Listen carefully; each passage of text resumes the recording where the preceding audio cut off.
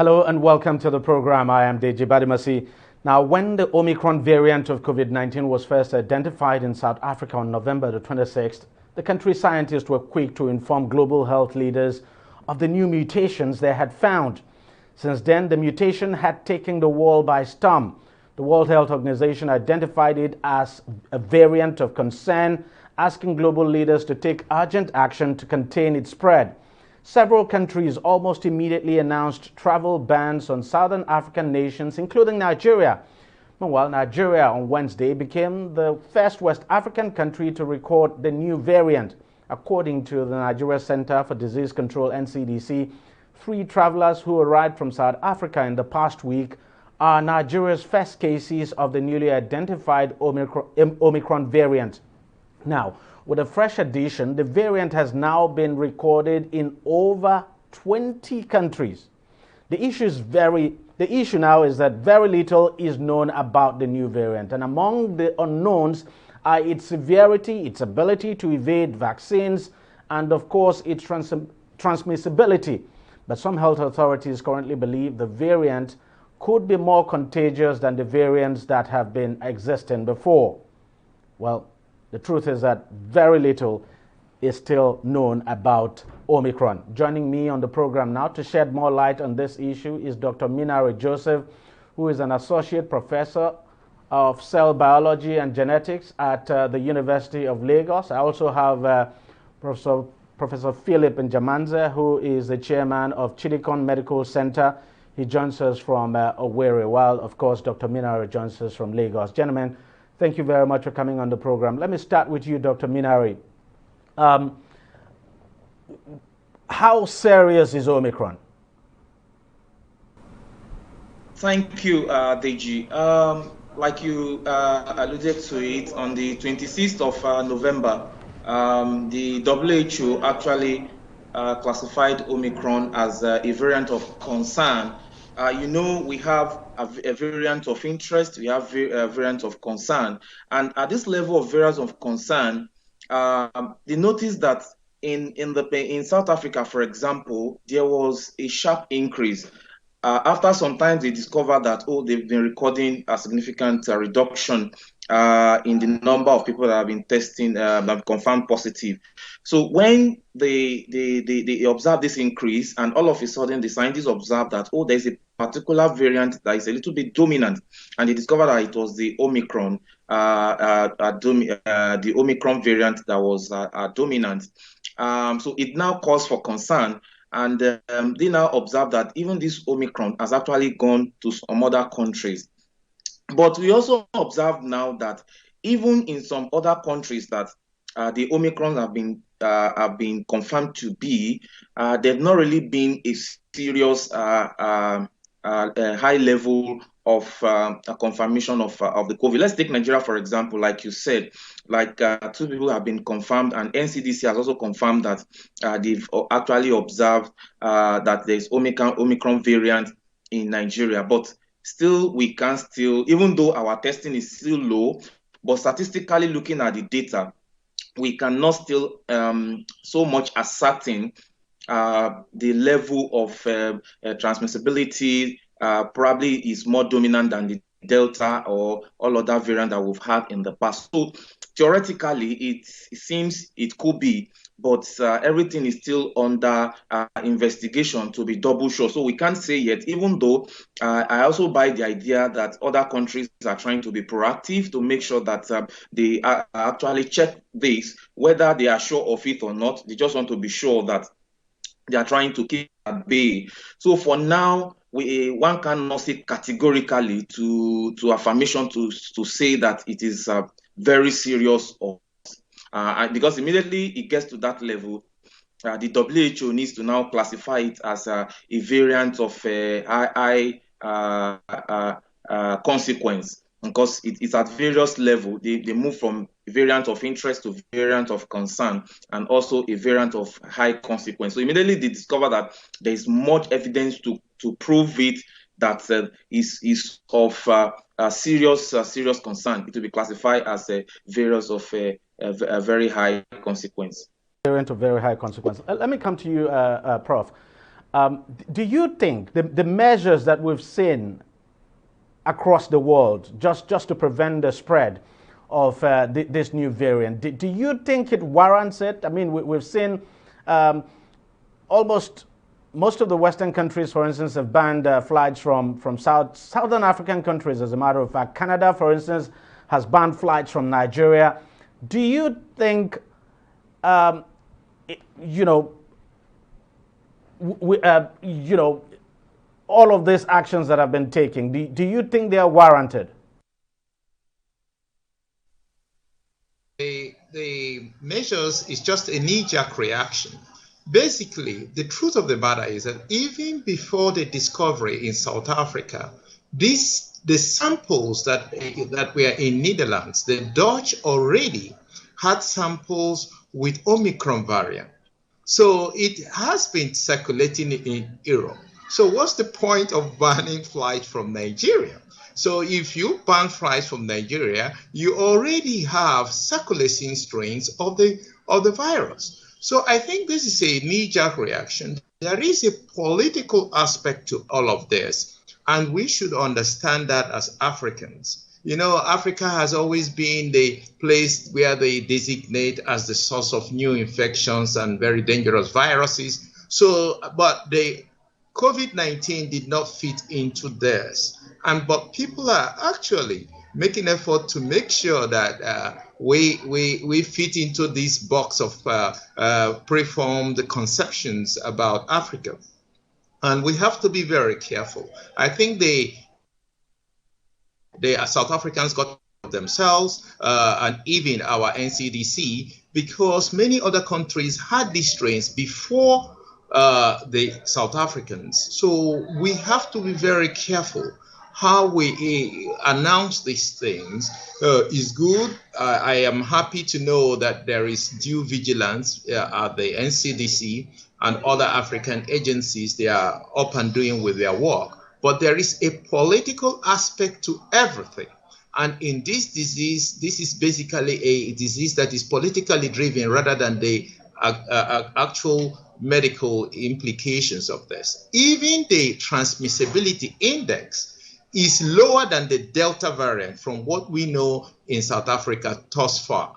So the truth of the matter is that the political aspects have been accentuated, and I feel that African agencies, all the agencies working on this, have to be very, very careful and very, very cautious in announcing anything they find. It's not that there shouldn't be transparency, but this has to be done with caution. If the Dutch did not announce this when they got the samples much earlier, then that would tell you a lot of things, what is happening around the world. Oh, okay, let's leave the political side now and talk about the health side. What we've learned so far is that there's a chance that this new variant is more contagious, so to speak, but that those who have caught it have not, that most of them are asymptomatic. We've not had any severe a situation where anyone had any a severe case now, if you like.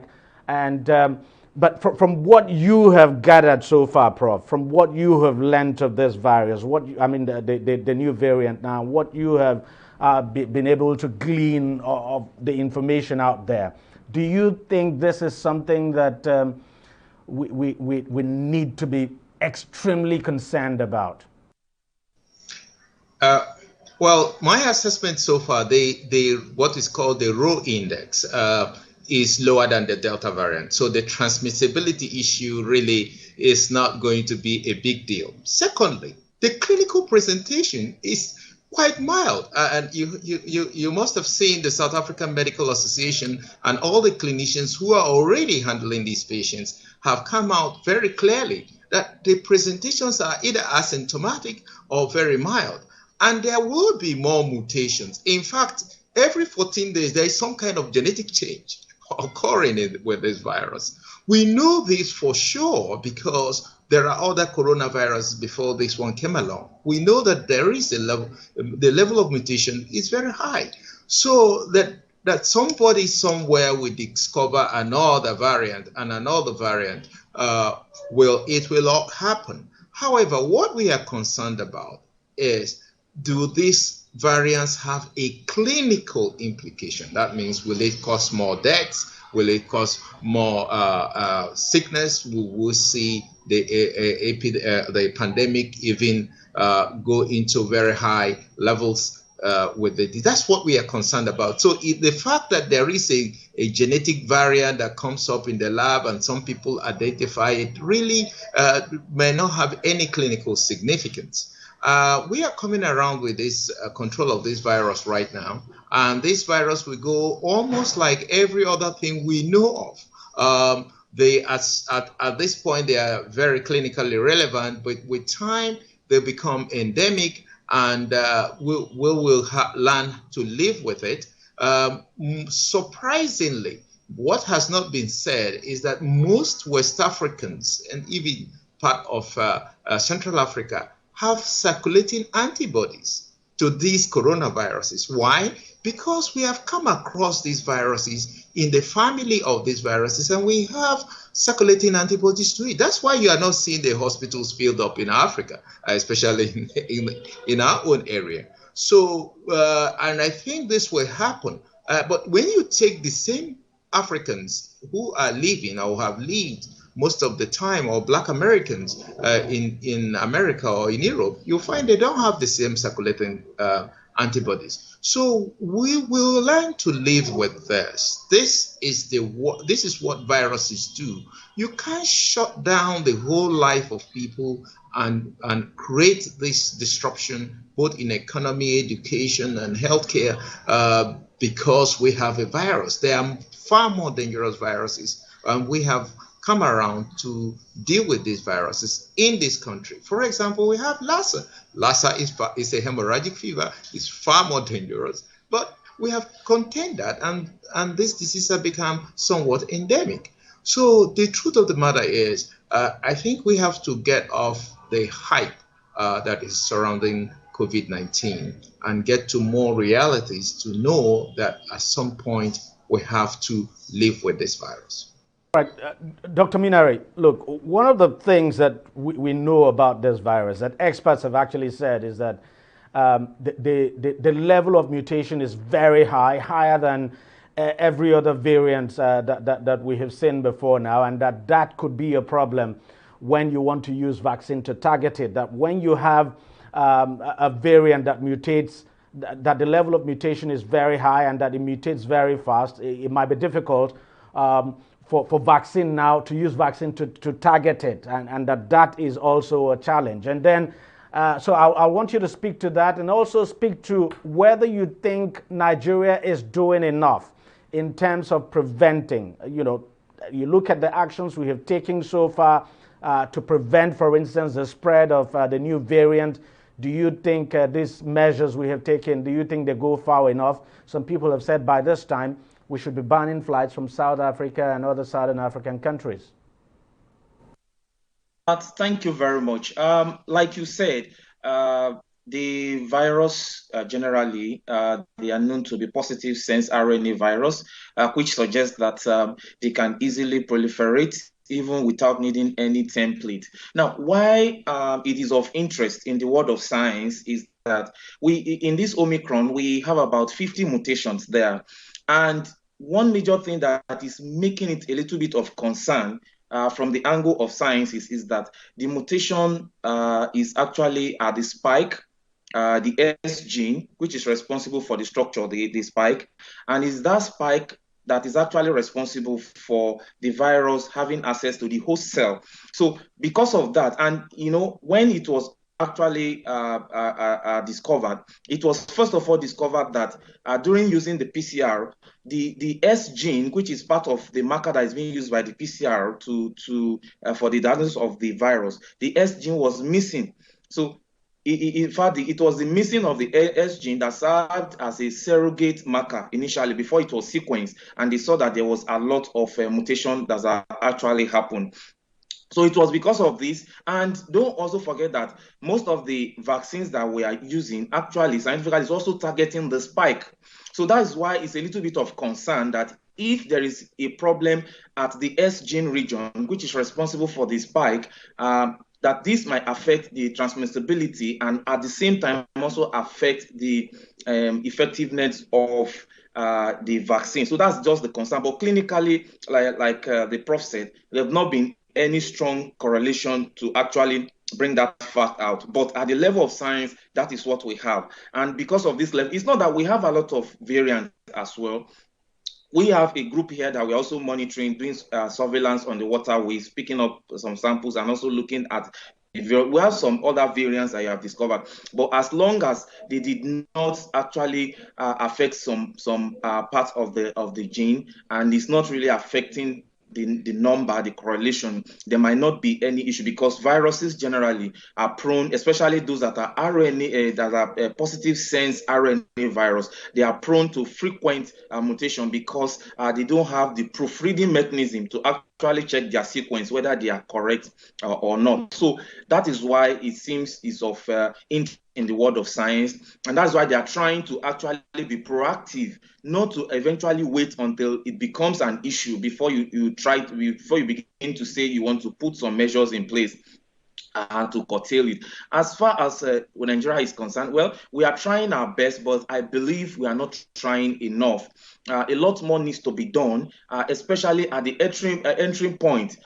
In some other countries, when you go in there, there will be a period to actually stay indoors to ascertain, to carry out your test. But we observe here that so many people come in without quarantine, they will just go outside, mix up with the people. So I think the government, I know they are trying their best, but they need to up their game. They need to step up their game. Let me just quickly say this, that in the light of the Omicron variant now, I know that the federal government actually announced new measures. For instance, inbound and outbound passengers are required, for instance, to take the PCR test 48 hours before departure, and if they're coming in 48 hours before they're coming, and that when you come in here too, you're supposed to quarantine. It's according to the presidential, is it the presidential committee on COVID-19 now, that's a task force. When you come in here too, you're supposed to self-isolate, so self-quarantine, and then you now take the test. And there's also the angle of the COVID, there's the vaccine card. You have to show, for instance, that card that you've been vaccinated. So these are some of the new measures that the government has actually announced. So do you think those measures actually go far enough? Because some people are saying, look, beyond all of these new measures that the government has put in place, maybe we should just ban flights from some of these countries where Omicron has been discovered. But unfortunately, it's here with us anyway. Well, I think if we can adhere to some of these guidelines, I think for now it's still enough to be with. I will not support outright banning of flights. We just need to make sure that some of these new guidelines that the government has actually outlined, they strictly, on the line, strictly adhered to. If we can, I think is good enough. And for few ones that they've actually discovered, contact tracing should be made. For those they've discovered, they've been able to discover the Omicron variant, carrying the Omicron variant. They should have that contact tracing and get them. I think with that will be fine for now. I don't think outright banning of the flights will actually do the job, because there's no how. We should also consider the economic angle of it. The economy is bad already, so anything that will affect the economy further down might also cause other chaos that can also lead to loss of life that can also be terrible. So I think upholding those strict measures will actually do, and will make it fine. Prof, let me get your take on that. Actually, what you're banning is flights, not the virus. So the truth of the matter is that those measures are not helpful. And what the Western countries are doing, quite frankly, will not help control the disease. There is no need to ban flights, and there is no need to ban people from entering the country.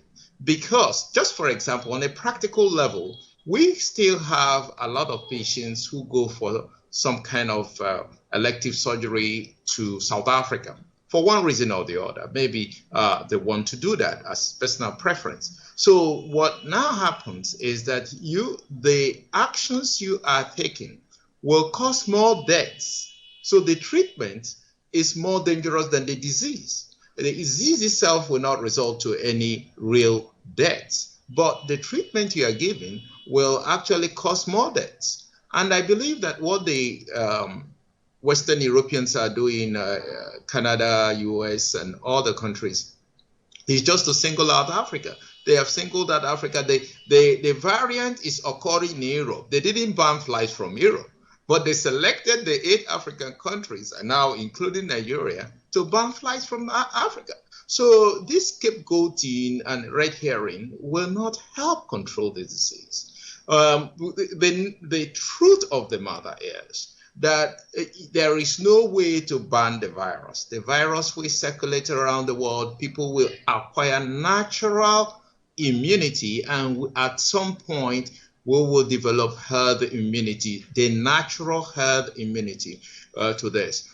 Using vaccines to achieve this is not quite the usual practice, this RNA vaccine, because it is unidimensional in its prevention. It does not look at the whole virus. But the natural immunity which people acquire is to the whole virus. So if there are mutations of the virus, really it does not evade the immune system. But when you use only the virus, the vaccine, then you are actually betting on something that could actually not work if there is any, as the doctor rightly pointed out, if there is any mutation at the spike protein, you might actually get into the stage where your vaccines will not work.